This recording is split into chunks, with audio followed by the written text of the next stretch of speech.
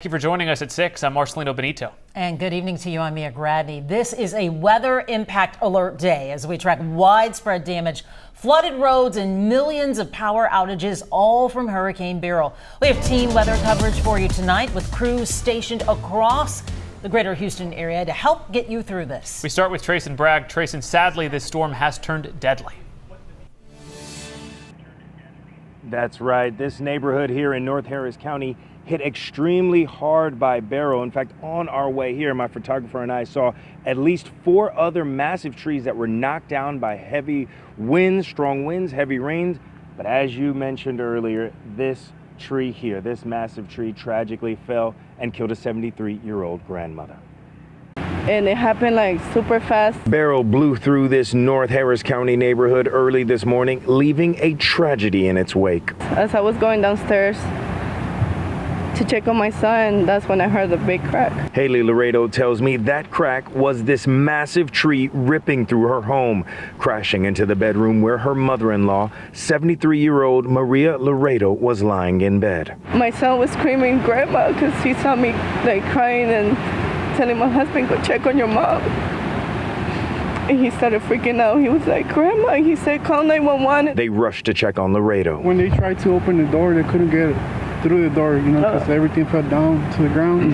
As emergency crews arrived on scene, this family's worst fears were confirmed. They say she didn't really feel what happened because she was probably asleep. Laredo was dead, leaving this family in shock. The 2-year-old, she doesn't know anything. She's just over there. She was asking me for grandma because she was attached to her, but I didn't know what to tell her. My son, he doesn't know. How old is your son?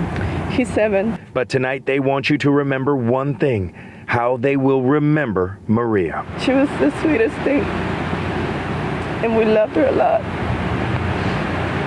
And she's gonna be missed. She will absolutely be missed. This is obviously a very, very difficult time for this family, as I'm sure you can imagine. They tell me that they are coming together to help keep each other strong so that they can get through this tragedy. They also wanted to say a big thank you to all the neighbors who have stepped up and are helping them through this time. For now, I'll send it back to you all. So heartbreaking for this family, Trayson. Thanks so much. Tonight, we are continuing to track the impacts of Beryl just about 14 hours after that storm made landfall near Matagorda. Much of the coast is now dealing with high tides and damage left behind as the storm came ashore. Matt Doherty joins us now live from Galveston Island. He's been surveying the damage for himself near Jamaica Beach tonight. Matt, what are you seeing out there? Well, the woman in this story was actually extremely lucky to have made it out of this situation alive. Take a look at that pile of wood, that pile of rubble over there. Early this morning, Jamaica Beach police say that they got a call that a woman was trapped inside of her home after the roof blew off and then collapsed part of the home on top of her. She was stuck inside. They say when they arrived, they could actually hear her screaming for help. They managed to get inside, extract the woman from the home, and she will be okay. You can see all of the damage there over in that pile over there, those pieces of her home. You can just imagine how horrible that must have been to have been stuck in there. That's just one of the pieces of damage that we've seen since we've been exploring the island today, since the sun has come out. We've seen down power lines across roadways. We've seen roofs blown off of houses, all sorts of damage. Most of it has been relegated to the heavy winds, not so much the flooding, but you will see that as you go further and further west on the island. It seems to get worse and worse. Most of the people here on Galveston Island right now are without power, just like so many Houstonians are right now. Those who have generators are fortunate. The city of Galveston is telling us tonight it could be 72 hours at a minimum, up to 2 weeks for some of those people to get their electricity restored. Back to you. Hopefully it's a shorter time window than that much longer time window. Matt Doherty on the island tonight. Thank you. Now to the issue that has so many of you anxious tonight, and as Matt just mentioned, so many of us are dealing with 1.2 million. When will the power come back on? Yeah, it's something we've been pushing for answers on all day. Let's bring in Cheryl Mercedes now. Cheryl, what's the latest on all these outages? Well, Mia, Marcelino, it is at its peak point. CenterPoint reports that it was at 2.6 million of its customers that were without power.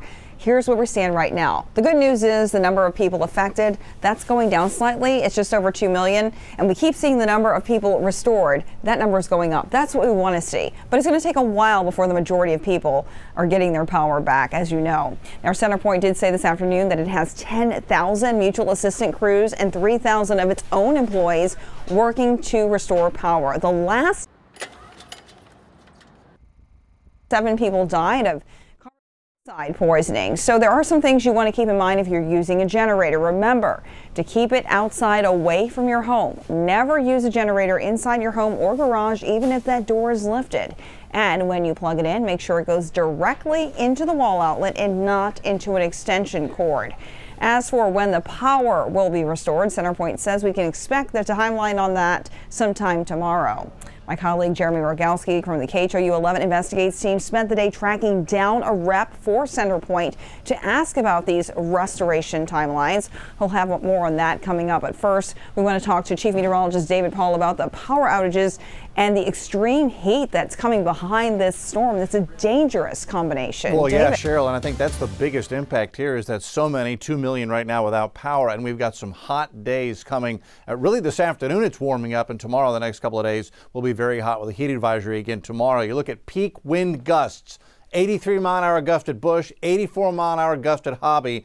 So a huge part of Harris County is suffering power outages because of limbs down, trees down, and the ancillary damage to the power grid from that. But a gust to almost 70 in Conroe, 75-mile-an-hour gust in Galveston. It is interesting, we had stronger gusts 50 miles inland in Harris County than we did on the Galveston coast. That because of the track coming up through Matagorda County, Angleton, with a gust to 85. We're also dealing with some high water on many of our creeks and bayous as this bayou network tries to get all the water to flow into Galveston Bay and out into the Gulf of Mexico. Buffalo Bayou is up and out of its banks. White Oak Bayou is improving, but you get into downtown at the confluence and there's very high water there. Stay away from the bayou as it is flooding the flood area, which is designed to flood. We've got that park in there with the trails. Those are all inundated right now. There's the storm lifting into the Arklatex. It's a big tornado outbreak now for Shreveport and the Arklatex, North Louisiana and Arkansas. Multiple tornado warnings. They've got significant damage up there from the twist left over from the circulation around Beryl and the tornado outbreak up there because of that. Clouds start to clear. They're already doing that right now. Breezy conditions this evening. Heat is going to build. We got a heat advisory tomorrow. We'll go over that. We'll take a look at the extended and look into the weekend coming up here in a couple of minutes, guys. All right, Dave, thank you so much. We have all been through so much, and we know weather events like Beryl can be very traumatic. If you need to talk to someone, you can call the Disaster Distress Helpline at 1-800-985-5990. Counseling is available 24/7 and is even available in Spanish. That's if you press option 2.